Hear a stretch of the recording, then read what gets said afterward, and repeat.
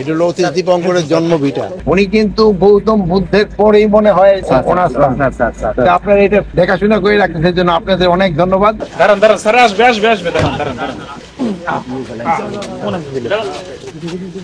সব আমাদের পরে ডিসি মহাজরা জানেন যে দিয়ে পরে দেন, ডিসি পরে দেন। আমি দিয়ে দিই।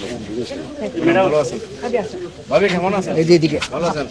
আপনার এলাকায় আপনাকে ধন্যবাদ। অতীশ দীপঙ্করের জন্মভিটায় এটা হলো অতীশ দীপঙ্করের জন্মভিটা।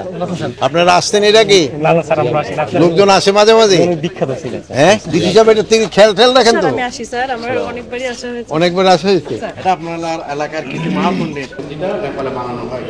ওর একজন ভুটানিস, যিনি একজন মন্ত্রী, উনি ওখান থেকে আমাদের জন্য অতীশ জন্মভিটার জন্য এখানে পাঠান।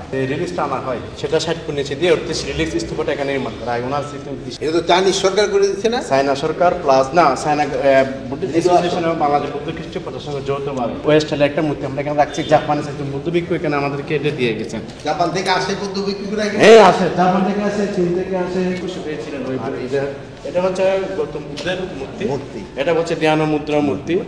এই যে ধরুন ধ্যানের সমাধি করতেছেন একটা মূর্তি আর ওনার জীবনীগুলো আমরা এখানে চারদিকে রেখেছি।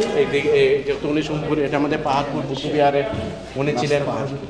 উনি 7 বছর ওখানে ছিলেন পাহাড়পুর বুদ্ধ বিহার। হ্যাঁ উনি ছিলেন ওখানে। তিনি 2টা বই লিখেছিলেন, একটা মধ্যমকর রত্ন প্রদীপ আর একটা হচ্ছে তর্কচল। হাউ ক্যান বি কিন্তু এর মধ্যে অনেক বলে 2 নম্বর নেতা মতো ছিল। গৌতম বুদ্ধের পরে নাকি ওনাকে তো রাশিয়া, চীন, জাপান, কোরিয়া, ইন্দোনেশিয়া, ভিয়েতনাম, তিব্বত, ভুটান এত সম্মান করে, এত শ্রদ্ধা করে।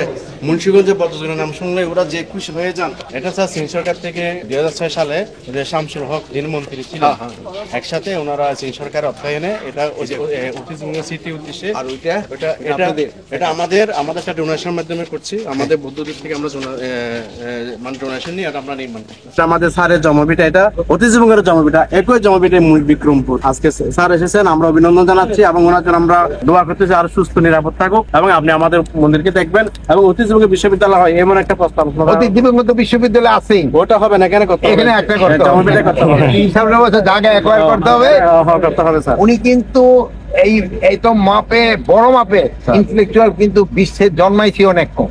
উনি কিন্তু গৌতম বুদ্ধের পরেই মনে হয় যে এই ওনার স্থান।